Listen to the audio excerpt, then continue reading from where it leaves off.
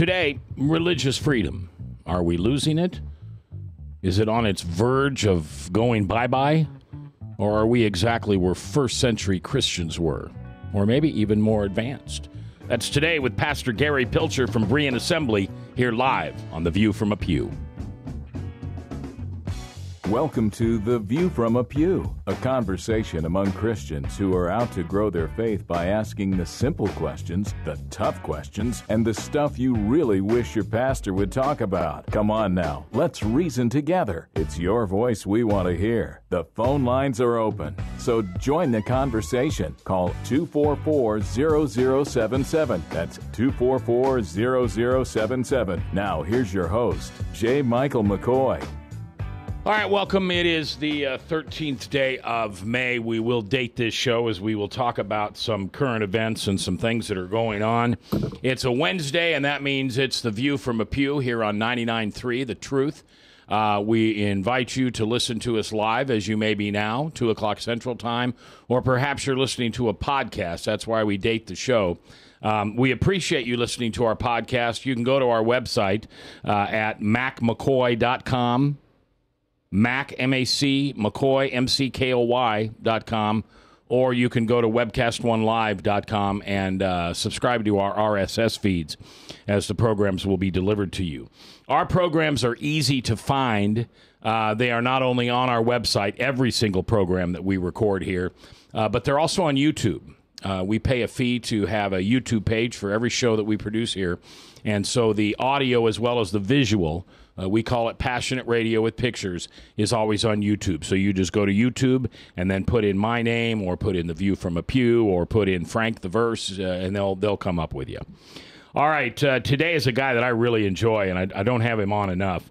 I always tell you there's 3 or 4 churches I go to when I don't go to my own. Now, I probably haven't been to yours in 6 months, so that tells you how often I go to my own. But I love going down to Michael Hurst's church downtown. I love going out to Luke Tim's church, Living Faith, and I love coming to your church, Berean. And I'll never forget how I got introduced to your church. A buddy of mine came home and said, you ought to hear this worship director. Sure. This guy will knock you on your behind. And so I came out one day just to listen to Nathan. And I thought, wow, this is awesome. What could get better than this? And then you started preaching. And that was the day you had the guy from the Founders Bible. Right. Okay, white-haired gentleman. Yeah, J. Albert Calloway. Yeah, and you had him out there, and the two of you just made my red, white, and blue just kind of sparkle. So I'm really glad to have Gary on, and we didn't plan this way, but perfect timing, because your church recognizes the red, white, and blue. Certainly we do. Yeah. And I'm not saying every church doesn't. Every church doesn't. But if I say the wrong thing, I'm going to get uncommunicated here, so I may be coming to your church more often. But our church is very mission-oriented and very un-issue-oriented. Sure. And I would say yours is more in the middle. Probably. I think that'd be pretty accurate. We would say that we are mission-oriented first, and with that becomes a mission to the country we live in. And so we're very patriotic, committed to biblical values in our current context. Yeah, Frank, you don't have to salute him. You can put your hand down now. Okay, thank you. All right, and so today we're going to talk a little bit about religious freedom and what's going on in this country. We're going to talk a little bit about the governor's 10th annual conference on the LGBT question mark. I told you the last couple of days I've got the transcript. I don't think I've ever prepared for a show this much. Trying to think what I would have prepared. I prepared a lot for Tyler McCubbin. Well, that was more in prayer, though. This I'm actually doing brain research on, which hurts. I'm 56 years old. This hurts. I shouldn't have to work this hard. It's hard work. You should just be able to. It is hard work. Do you prepare your sermons, or do they just come off the top of your head? You know, sometimes it sounds like they come off the top of my head, but they're usually prepared. Well, I got to admit, I shoot from the hip. Now, Frank does hours and hours and hours of preparation, and you can't tell. But I do very little preparation, and here I'm doing a lot because I'm blessed. I don't know, am I blessed or cursed to get this? Yeah. I mean, it's just, and I haven't showed it to Frank yet. Oh, if I show it to Frank, it's going to be like, putting in a dead carcass in the lion's cage. There'll be nothing but cartilage when he's done with it. But I will give it to you by Friday show so you can take a look at it. All right. So we're going to talk about that, and then here's a question I'm going to ask Gary to try to give me an answer to at the end of the show. And we talked about it a little, but not a lot. But I want you at home to think about this and private message on Facebook. Or Ryan, you watching the chat? You could jump on the chat. Okay, so does God choose our leaders? It's a great question. Okay. You want us to talk about that now or, well, no, or later? I just want to walk through it for a second. Sure. 'Cause the actual question is, what are we supposed to... I cannot believe in my heart of hearts that God wanted Barack Hussein Obama as our president. I just can't see it. Sure. I can't see what good comes from that. So the question that I want to talk about at the end of the show, we'll talk about it from 250 to 258. It'll be the last segment. All right. What am I supposed to learn Sure. from God about Barack Obama being our president? Because I do believe there's a moral of the story. You know, Sure. there's always Sure. the moral of the story. Yeah, absolutely. And I just can't believe that what's happening to this country is God's plan A. But if you believe that God gives us free will and allows us to elect who we want, I believe he turns it into good, and therefore what's Right. the moral of the story? Sure. Sure. So you can think about that at home. You want to jump in and answer some questions on that, you can jump on the chat. You can jump on Facebook private message. You can send me an email. You can call the station at 244-0077. We'll talk about that near the end of the show. So, Frank, you got anything to add? I believe that God puts leaders in and God takes leaders out. I think they have an appointed time to lead, and when they don't follow what God's will and purpose, I think he takes them out. And I don't mean that takes them out by death. I mean he takes them out... lame duck. Yeah. They're just no good anymore. All right, Jimmy Carter. All right, religious freedom. Am I just getting old and cranky, or are we losing it? You know, the whole discussion of religious freedom is a challenging one. I think we've bought into the lie in the evangelical church that Christianity is a private matter that should be kept in the walls of the church and separated from a secular society. And as a result of believing that lie, we've lost our salt and light in our communities and are suffering the consequences of that. It's no longer culturally accepted to even use the word sin, let alone articulate what sin would be. To talk about righteousness and faith in God is puts you in a really difficult place. Just for expressing my faith position on a number of issues, I've been called a bigot, a Nazi, been attacked publicly. Yeah, I think our religious liberties are certainly under attack, and if we don't stand up and do something about it, we're going to end up forfeiting them altogether. Yeah. Pastor Gary Pilcher is my guest, Berean Assembly, Pleasant Hill, services at 9 and 10:45.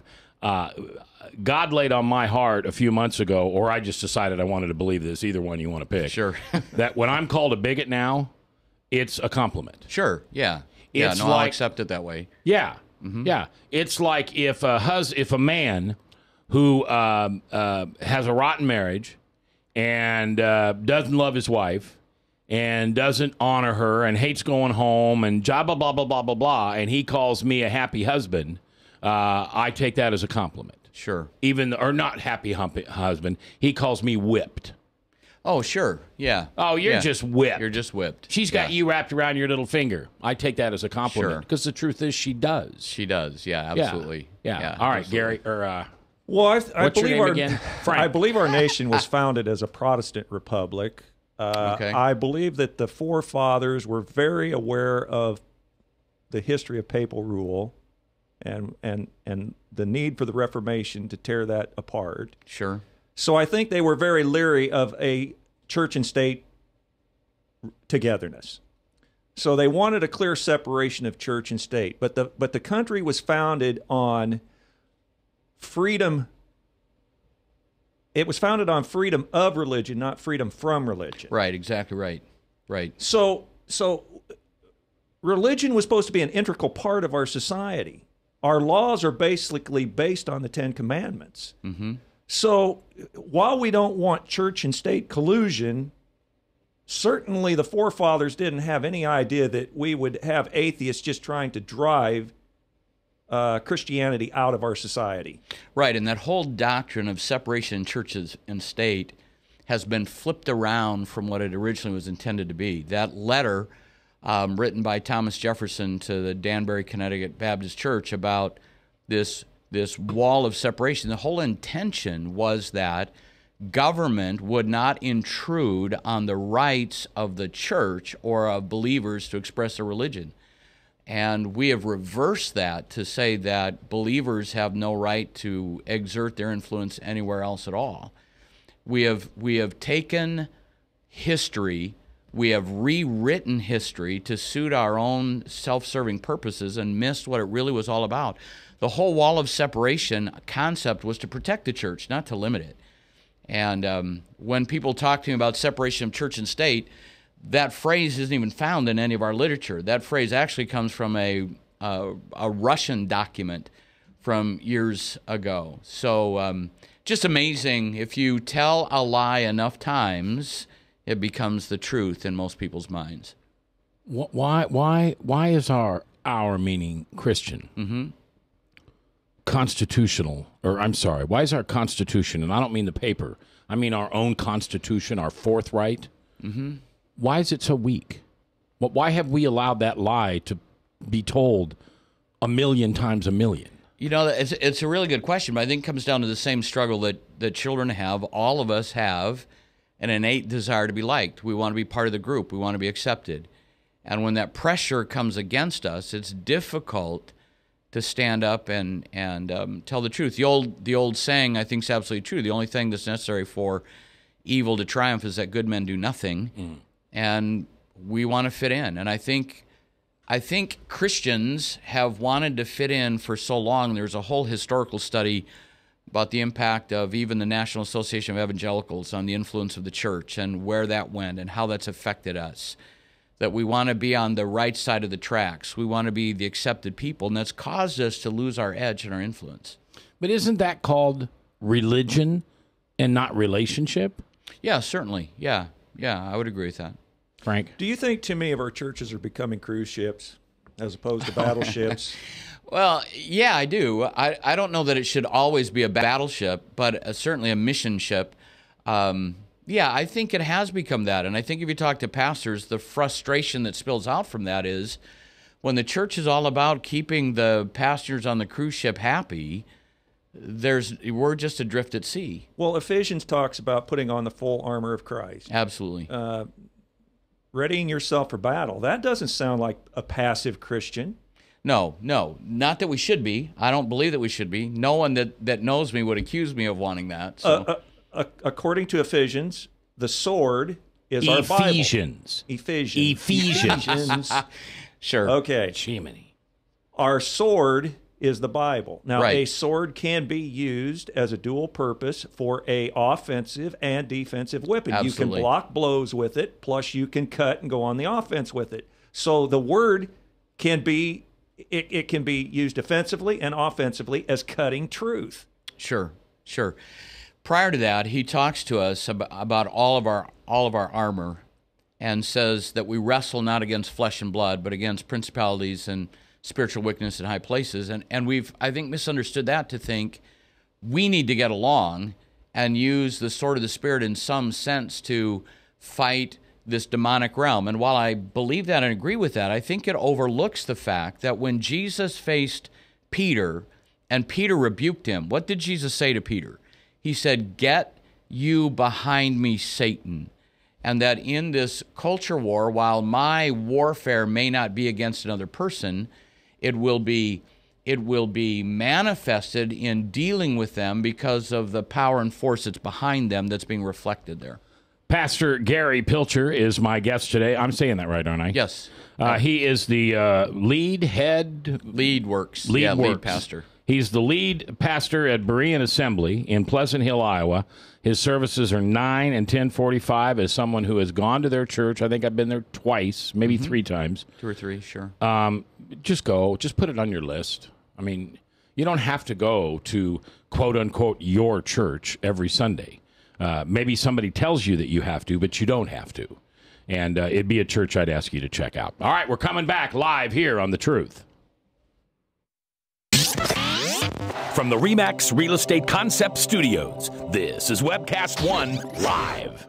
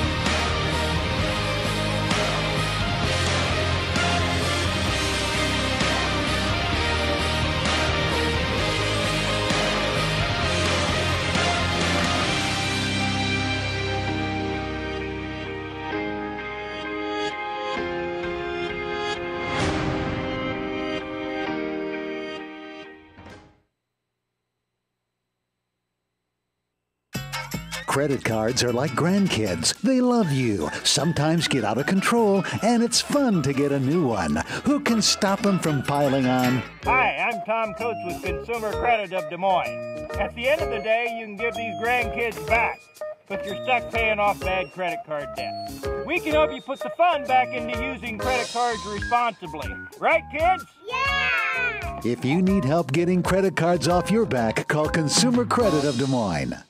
Hey, psst. Let me let you in on a little secret. You ready? Always try to do business with people, not places. Especially if you seek honest Christian business people. And when it comes to my car, I really need to trust who's working on it. Now, my family is so blessed. A few years ago, we found a family-owned automobile repair shop that operates as a Christian business also. Open, honest, reliable, trustworthy. It's AMCO on Hickman Road in front of Kmart. And it's a family-owned Christian operating business. This family treats your car as if it was their car. Everything from oil changes to transmission repair and everything in between. So the next time you feel the need to be at peace with your choice of who you can trust with your car, give AMCO on Hickman a chance to serve you. And tell them Max sent you.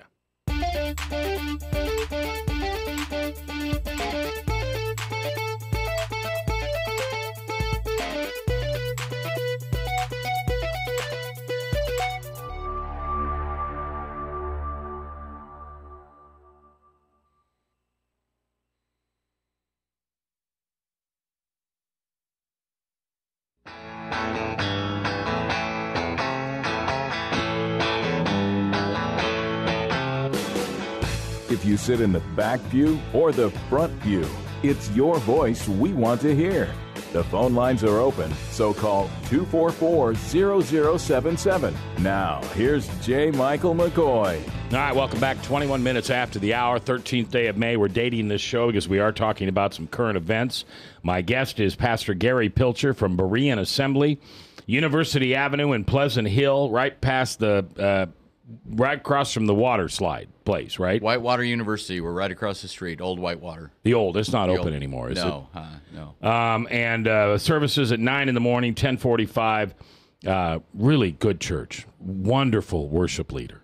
And I know I hang up on that, but music is such an important part. It's a very important part. Yeah, and it is does for a me. Great job. We're glad to have him with us. Yeah, I've actually become one of those guys that actually raises my arms. Mm-hmm. I used to look at those people and go, fruit cake. And now I can't. It's like I hear this voice says, why do you have your arm down? Well, because I'll be judged. I don't care. Get your arm up. Yeah. So, anyway, we're talking with Gary about religious freedoms. Gary, I would say, and I don't want to put words in your mouth, but you have a church that deals with missions first, and as far as Matthew 28 and getting the Bible out there and getting the word out there, but you're also high on issues. Absolutely. Yeah. They're red, white, and blue sparkles at you guys' church. And we're talking a little bit about religious freedom. Can I ask how old you are? I am 57. All right. So you're going to preach for another 15 years? I hope so. Okay. Yeah, that's the plan. 15, 20? I mean... 20, 25, do I hear 30? Okay. Yeah. Well, now you're messing up my question. If you were going to retire at 70, Okay. so you've got 13 years left, right? Do you think you'll see in your lifetime the day when the government will come in and say you can't talk about, quote unquote, that subject? If we stay on the trajectory we're on, absolutely, I see that day coming. Okay. And when you say stay on that trajectory, would that be just as simple as electing another Democrat to lead the White House for 4 to 8 years? I'm more concerned about what's going on in the Supreme Court. Okay. Oh, What really? happens on the Supreme Court? The ruling that'll come probably June. I think they're saying it may come out in June. Yeah. But there's a depending on how that vote goes, and I'm hopeful that it'll go in a way that evangelicals will see as positive. Spin-off from that, I see coming that it could very easily be, I could very easily see a day coming that to speak against any sexual deviancy would be deemed to be hate speech and a prosecutable offense. That's already happened in other countries. Oh, yeah, Canada. I think Sweden, Okay. maybe Switzerland. Didn't they try to do that in Texas? Wasn't there something down there where they ordered copies of sermons or something? Houston. There was in Houston, yeah, and it ended up that the backlash from that was pretty huge, and they had to back away from the challenge against the church. There were 5 churches, actually, that had taken a stand. I really, if I remember, this is off the top of my head, I think it had to do with the defense of marriage issue. It was the mayor, and she had subpoenaed 5 pastors' sermons. Subpoenaed their sermons Yeah. because of their stance on, Right. right. All right. I think that's just a precursor to what's coming. Well, wasn't it? And I'm not a Hillary basher. I kind of hope she wins the nomination because I think we can beat her hands down. Another thing we need is another dark horse like Barack Obama, who came out of nowhere and nobody knew anything about him, and certainly better than that old goat McCain or that Mormon, whatever his name was, Mitt Romney. And I'm being very sarcastic when I say that. Sure. So I kind of hope she wins. I want her to win Iowa, and she can take all 50 for all I care, because I think she's absolutely beatable. Sure. But if she's not, or we screw up again, because we seem to stumble more than no. The media covers our stumbles. They don't cover theirs. Right. Is that fair to say? No, it's true. Didn't she say, Frank, not too long ago something about we need to make laws against freedom from religion speak or something like that? Well, I'm not sure about that, but there's a real push on the left that I'm not so sure the left wants her. They're giving lip service to it. Behind the scenes, the confidants in the party are saying they don't really want her, and they're hoping that Elizabeth Warren will get the inspired to run Nomination. against her. Oh. Because they seriously don't want her. And she's trying to position herself left. She's going to have to come back to the center for the general election. But Elizabeth Warren is just moving the party further and further to the left. Yeah, one other thing quickly. Sure, she was holding up. She's the one that shot down Obama's trade deal. So she is really moving the party to the left, almost like she's positioning for a run. But she won't come out and say she's running. There's my concerns will be more in the area of what happens on the Supreme Court, what happens in the legislature, what happens in the federal court system. I just think what's being held in the hands of our judges is the most scary part for me, and what will happen in the legislature. Now, we've seen an unprecedented use of executive orders. That's frightening as well as it affects the church. And so for me personally, I'm not as concerned about specific candidates as what's happening in the political climate and what's happening in those other areas that are pretty much going unseen. We're all watching presidential candidates, and nobody's watching what's happening in the judicial system. Shiny object. Squirrel. Absolutely. And missing where some of our greater battles are. Pastor Gary Pilcher is our guest. Berean Assembly in Pleasant Hill, Iowa. Services at 9 and 10:45 in the morning. On a scale of 1 to 10. Okay. 10 being Supreme Court's going to absolutely uphold gay marriage. With 1, there was no chance. I mean, it's obvious, hands down, that the Supreme Court should say that. No, wait, did I get that wrong? Yeah, 10 is gay marriage, 1 is no gay marriage. Okay. On a scale of 1 to 10, I'm at a 1. I'm absolutely skeptical that I don't think there's any chance they're going to uphold traditional marriage. Oh, you don't think there's any chance they'll uphold it? No. Okay. And I didn't say no chance. I said 1. Sure. 0 to 1 is 10%. So it's 10% or less. I cannot see this court upholding a biblical, traditional definition of marriage. Yeah. I'm a little more optimistic. I would give it better than half. Wow. Yeah. I hope you're right. Well, and I tend to be an optimist. Okay. If I like to play softball. If I strike out 8 times in a row, I believe I'm going to hit the 9th time. So I know I'm wired that way. But I really do think I'm really concerned about what will happen if they don't. But I think there's a better than 50% chance it'll come in our favor. Frank? Well, what's happening a lot is that the gay agenda and the gay movement has been packing the courts for years, particularly the lower courts. And what will happen is some lower D.C. 9th District Court will decide on something.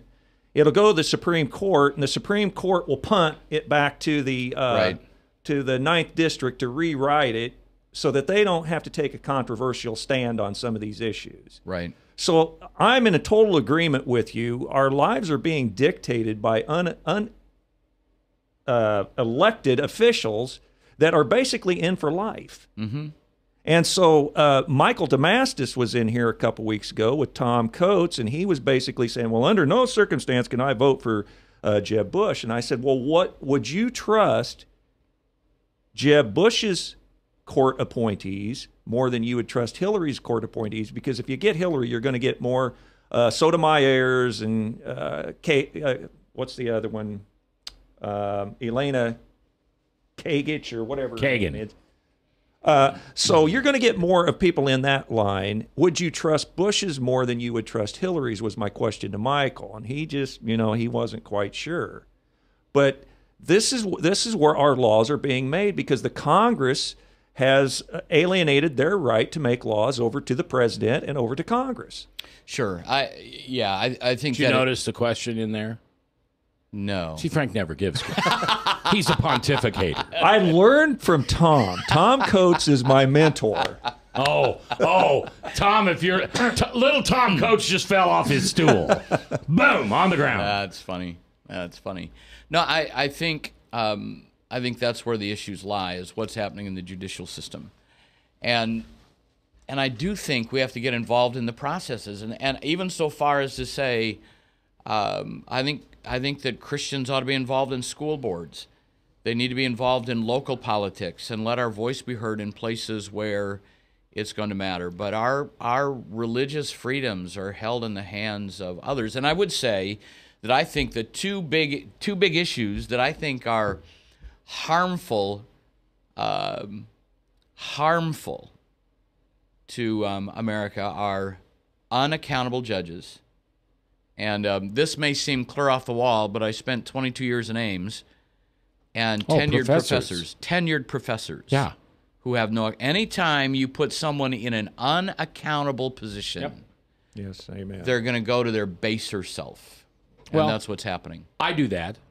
Sure, we all will when we're not accountable. Yeah, but you have professors who are shaping the next generation of leaders, and it's corrupting any sense of a biblical morality in the university system, and there's no accountability there. Now, I don't disagree with you, but what I have to say when I hear somebody like you say that, I'm the same way on the other side. I'm fearless. I can't be fired. The only thing that I suppose could happen, they could boycott my advertisers, but I can't think of one advertiser because I've only got about 9. I don't have 90. I can't think of one advertiser that's going to bail on me because of the opinions I take, because they signed up for those opinions. They didn't sign up for ratings or my name or my white hair. Sure. They signed up because they knew when it came to Jesus, I'm behind him 100%. And anything that strays from that, I'm probably going to be a little hardcore. So as you say something about tenured professors, I get it because I resemble that remark.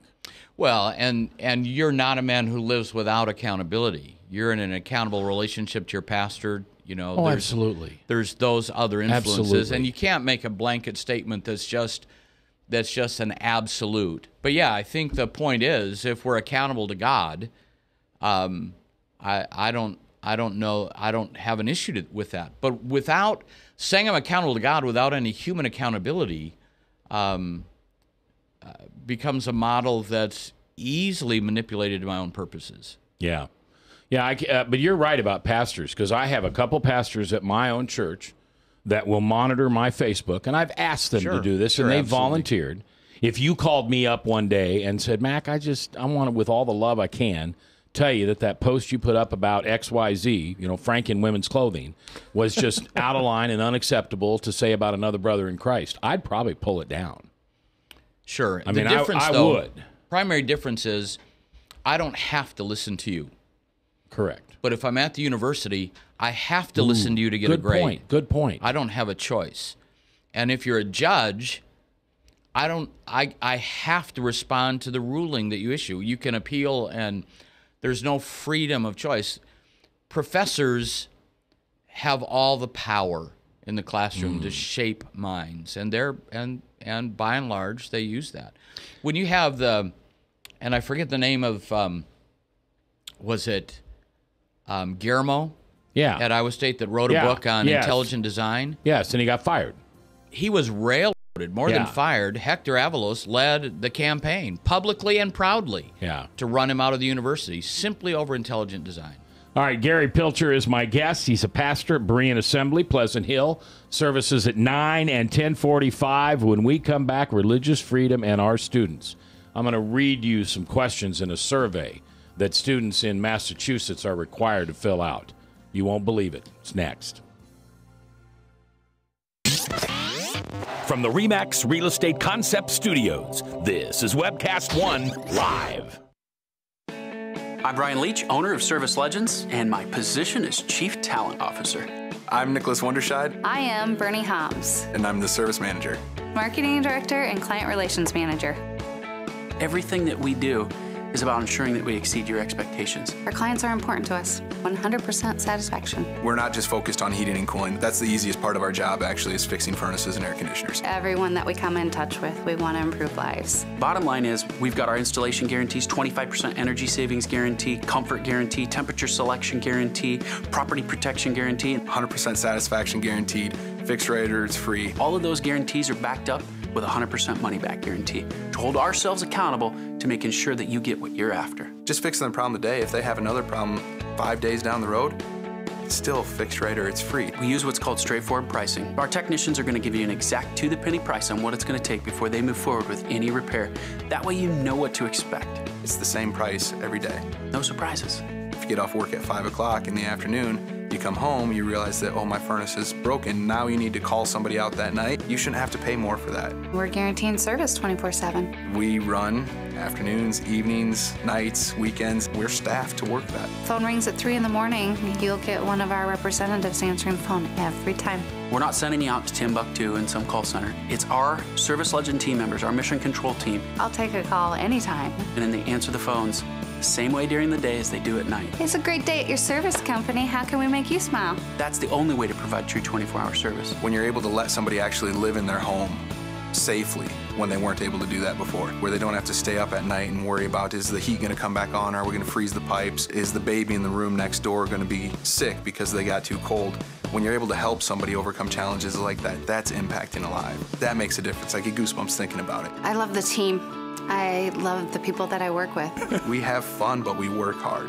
I call them my ambassadors of legendary service. If you could just envision what that is, that's who we're sending to your home. They literally will call in, pick up the phone and call and say, hey, I want to talk to your manager. And I get on the phone, they're like, that technician that was at my house was the greatest technician ever. That's cool to me.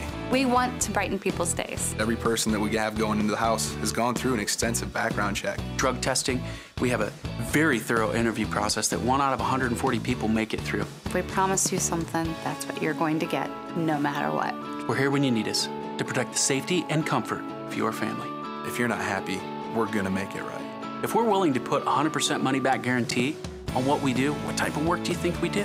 Give us a call. We're there for you 24/7, 365 days a year. Enough said.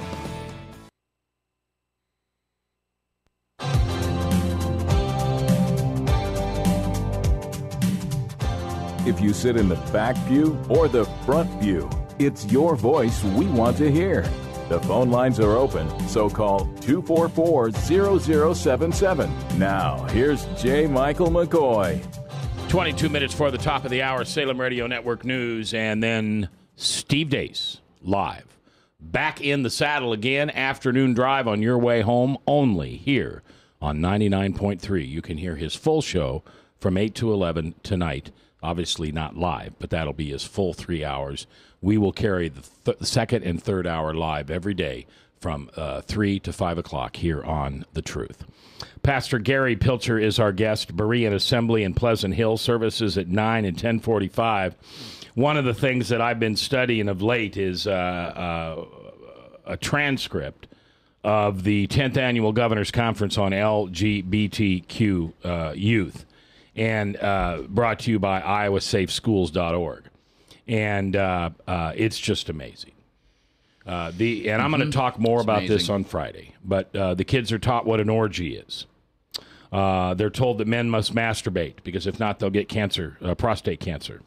They answered the questions: what BDSM kits are safe? And BDM stands for bondage, dominance, sadism, and masochisms.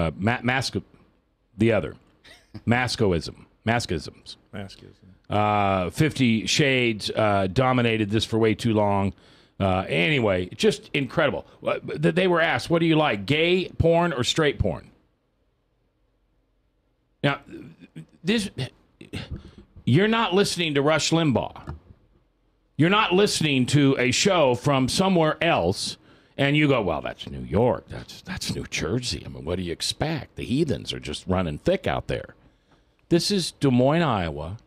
Your Catholic Christian Governor Branstad and his 10th Annual Governor's Conference, paid for and orchestrated by your tax dollars under iowasafeschools.org. By the way, I put a call and an email into the director of iowasafeschools.org. He is invited. I won't bring up his name until Friday. He's invited to come on this show. I personally think as a paid member of our government, he's required to answer the requests. Now, some people would say that's as goofy as when the cop pulls you over, you say, hey, you work for me. And I certainly would never tell a police officer that. This man would probably tell me he has no responsibility to call on me and return my calls in the media. I says he does. Sure. I says he does? It's bad as your English. I say he does. But we're going to talk about more of this as the week goes on, especially on Friday. Masochism, I think, is masochism. And I've invited on Friday, somebody who is pro this. Okay. They're not gay, but they're very pro this movement. Because, like we said earlier, I want to hear the other side. I just don't want to sit here and me pontificate all day long. Now, I want to read for you some questions that have been asked of Massachusetts children, grades 7 to 12. This was in a bill that got passed 2 years ago. It happened last year, and it'll happen this year at the beginning of the school year, here after the summer's over. They have filed another bill. You don't care about the name, but it's HR, whatever it is, to try to make the parents approve it before the child is required to take the survey. Bill H-382. Now, that has not been voted on, and it probably isn't going to happen because they don't want the parents to know that they're asking these questions. All right, first one, how old are you? And there's 12, 13, 14, 15, 16, 17, or 18 or older. All right, that's fair. Sexual behavior. Which of the following describes you? Heterosexual, straight, gay or lesbian, bisexual, not sure.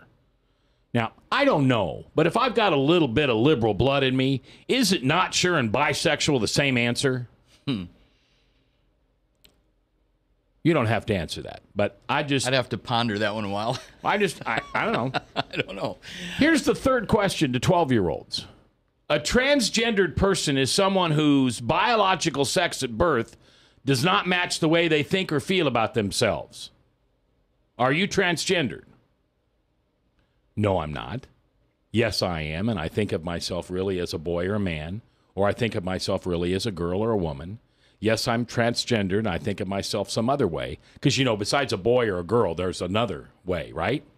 This is how messy this whole thing has gotten. If you look up now how many categories of genders they have, I've seen lists as long as between 50 and 100 gender designations that they're establishing now. So now if a young man decides he's thinking as a girl today and he's using his feminine part of his brain to think, he could demand to use the girl's bathroom. Right. On a particular day. That's the big debate today, sure. He can't be chided not to. It's whatever you feel like you are and whatever you want to be. And that's subject to change daily. Mm-hmm. Now, can you imagine your 12-year-old coming home and saying, Daddy, they asked me how old was I when I had sexual intercourse, and then they said oral, anal, or vaginal. Daddy, what does that mean? Yeah, I can tell you what happened at our house. That would not be a phone conversation follow-up. That would be a drive to the school with a face-to-face confrontation. That's outrageous and out of line. During your life, how many people have you had sexual intercourse with oral, anally, or vaginal? You know what I'm saying. 1, 2, 3, 4, 5, or 6 or more. During the last 3 months, how many times have you done it? Did you drink alcohol or use drugs before you had this intercourse? And I'm softening down the questions because I get tired of saying oral, anal, or vaginally because it asks them after every one of them. Wow. What 12-year-old girl understands any of those questions? And if she does, why does she? Yeah. And what's that tell about what's going on in her life? Yeah. Now, this may touch too close to home, so you don't have to comment on it. But this 12-year-old girl, Alyssa Morgan, who tragically committed suicide at Southeast Polk a few weeks ago, who said she had been bullied because she was bisexual. She's 12. How does she know that? Mm-hmm. And I'm gonna get in trouble for this. Here's the fearless part. I'm gonna ask her mother to explain that to me. Come on the radio and explain that. Explain how your 12-year-old daughter said she was so confused because she was bisexual and therefore she had to kill herself. And this is not the public opinion of Pastor Gary Pilcher or the Truth Network or Frank Thomas or Ryan or anybody else. Mom, you're messed up. You didn't do a very good job as a mother. How could you say that, Mac? Well, you can call me a bad parent, too. I'll take the responsibility of what my child did when she was 12, especially if she went all the way to decide that life was no longer living. I'll bet you $10. I'll bet you steak dinner at Fleming's there was no Jesus in that household. And if it was blasphemy. And you ask why God needs to be out of our schools. I'll tell you why he should be back in our schools. It's because 12-year-olds are committing suicide because they don't understand their sexual identity. That's why God needs to be in school. Because if God was in school, Alyssa would have known that she is a beautiful princess of a risen king named Jesus Christ, and there's nothing you can't cope with without him by your side. Amen. Frank. We had Is there a question coming? Yeah, well... Okay. We had a popular television series on MTV a couple of years ago, many years ago, Real World. And I'm not sure that this character spawned from it or was on it, but Tila Tequila. Yes. And she was a open bisexual. And I think that kind of opened a Pandora's box among the youth who followed that show and followed her personally. And no child at 12 years old, even if they're confused being gay or lesbian, no child at 12 years old should have the confusion of bisexual because bisexual is going to come from experience. What experience should a 12-year-old have with both sexes that they can have a confused identity? I'm not understanding that whatsoever. Yeah, and I'd kind of come at it from a little different direction, just simply that I think we'd all agree that a 12-year-old who commits suicide is a horrific tragedy, and that it becomes our responsibility to ask the hard questions about what brought her to that place. You bet. You bet. You bet. And Reka Basu, you can get my name spelled correctly, M-C-K-O-Y. Yes, I did call Alyssa Morgan's mother a bad parent. Quote me on it, would you? I dare you. We're coming back What's the moral of the story for Barack Obama's tragic presidency? We'll talk about it next, live here on The Truth.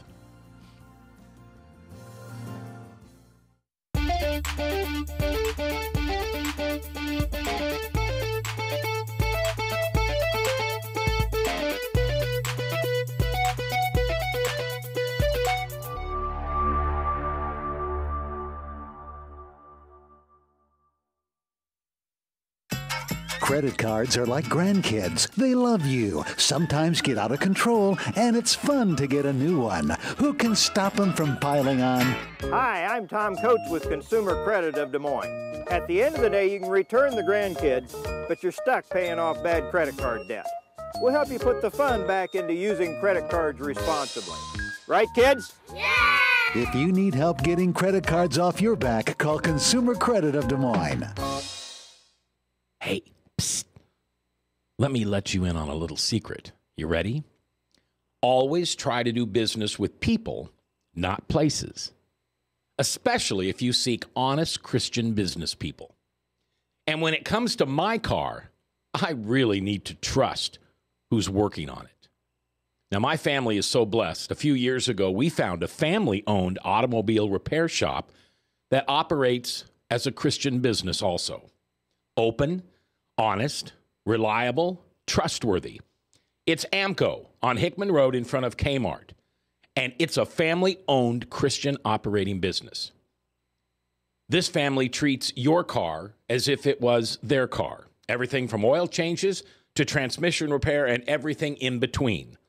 So the next time you feel the need to be at peace with your choice of who you can trust with your car, give AMCO on Hickman a chance to serve you. And tell them Max sent you. From the RE/MAX Real Estate Concept Studios, this is Webcast One Live.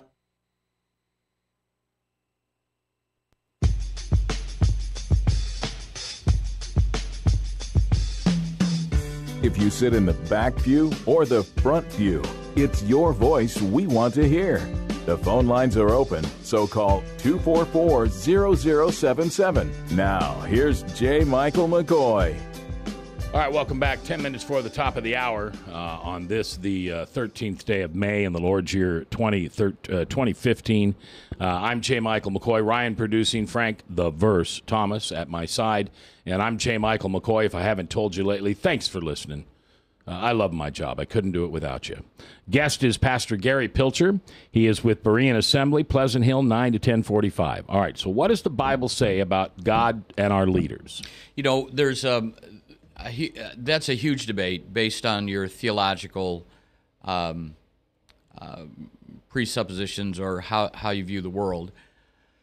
What I believe is when we talk about the powers that be are ordained of God and that God exalts leaders and takes them down, I certainly believe that, but I also believe that our choices influence that. And so I believe in the law of sowing and reaping. I believe that when we believe and behave in certain ways, it's going to produce certain consequences. And often, maybe I shouldn't say often, I believe there's two ways to look at leaders. They're either a reward for doing the right things that we should do, as Paul teaches us, or they're a judgment because we've not done the right things that we should do. And I think we have to sort it out that way, one way or the other. So what I'm trying to think like a bleeding heart, no information, low information liberal.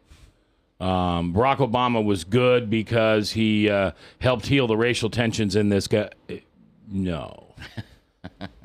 He was good because he slowed down entitlements and got people to think for themselves. No. He was good because he followed the law and did things that a good man. No. I can't even think of a good thing from a liberal standpoint of what good this man has done.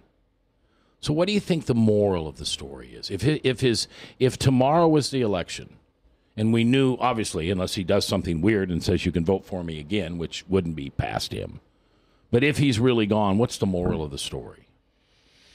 I think the moral in any story comes down to what God is trying to speak to us and teach us. And I'd probably respond to this a little different way rather than looking at Barack Obama alone, but looking at the moral climate of our country. And if you look at the moral climate of our country, I think the message is loud and clear that when the church takes a back seat and forgets that its primary purpose is to bring people into a life-saving relationship with Jesus Christ that changes their lives and their behaviors, when we quit pronouncing and proclaiming the truth of the Word of God in the public sector, then we're going to suffer the consequences of a secular government and a secular culture that rejects biblical principles. The strength of America in the early days was found in the pulpits, and I think the strength of America today needs to be refound, rebirthed, revived in the pulpits. And I think that would change our nation. And when we're afraid to do that, because I think one of the great tools to keep the church in bondage has been our fear of the IRS. And we're afraid of what's going to happen if we lose our tax-exempt status. And the threats and the targeting that's been proven to happen against conservatives is outrageous. Yeah. But we're afraid of that. We like being comfortable. And so we're afraid to challenge that monster called the IRS. Frank? Do you believe... It's a question. There is a question here. Uh-oh. Do you believe that to whom much is given, much is expected? Absolutely. So this nation, Right. I don't call this nation chosen, but I call this nation blessed. Absolutely, I blessed agree. of God. Right. I believe it was forecast in Revelation, in my opinion, but that's my conviction. When a nation drops the ball, and I don't want a country to legislate morality, but I don't want it to legislate immorality. What do you think is going to happen? What is God going to do if this nation continues to walk contrary? Yeah, I might disagree with your premise if I can do that. All day long, Pastor. Go ahead and disagree. No, this takes me back to a discussion that I had 30 years ago with a superintendent of schools in Northeast Iowa. They were teaching in the elementary grades about abortion. And he said that we teach abortion without any moral emphasis. And I said, that's impossible. It's impossible. When you stand in front of a group of students and you say, this is what an abortion is, this is where you can get an abortion, this is what it costs, and it's legal, you have told them that it is moral. And when you define a culture as secular, law determines the morality of that secular culture. So what we say is legal, we are in essence saying is also moral. And while I understand about legislating morality, I don't know that there's any way to not legislate morality when you say this is right and this is wrong. Isn't murder a moral judgment? But can we have homosexual behavior and still hold up marriage as a nation, as a church? I mean, in other words, we can tolerate homosexual people, we can love them, but still hold up marriage. That's where I would draw the distinction. Until it becomes hate speech to speak against homosexuality. And this whole area of tolerance is to me, it's ludicrous. It's a mistaken notion because tolerance is all about silencing biblical morality. It's not about being tolerant. There's no tolerance toward me and toward my biblical positions. What's our question on tolerance we always ask? Is tolerance the virtue of a man with no convictions? Yeah. I think I would say tolerance is the battle cry of men and women who have anti-biblical convictions, and they hide behind that to silence the voice of biblical morality, so that they scream that I'm intolerant, when if you just reverse the table, it's the same issue. In the middle of the night, don't you think they know they're hypocrites? I mean, doesn't that come somewhere, or is that off the table for a low-information voter? If you don't have a moral base or a moral code that you operate from, then there isn't a status for hypocritical behavior, because it shifts and changes. Rather than it being hypocritical, it's an issue of situational ethics. What's ever effective in the moment, and I think that becomes what our problem is. I love the classic line when you're arguing with a child, and you say, "No, honey, you're not being fair." No, I'm not, but you are not either. No, I'm not, but you're not either. So you must realize that you're not being fair either. Sure. And I can't believe the low information voter in the middle of the night when nobody else is looking doesn't realize how hypocritical they are, especially on tolerance. Yeah, the worldview, though, becomes so askew that you just believe that you're right, and then when right is wrong and wrong is right and everything's upside down, who cares? There are no rules. There are no lines. Pastor Gary Pilcher from Berean Assembly. We'll see you tomorrow as Todd Stiles and Tom Urban will be here talking about missionaries to the Mormons. Until I see you again, remember, forgive, because as you forgive, you shall be forgiven. I'll see you in church.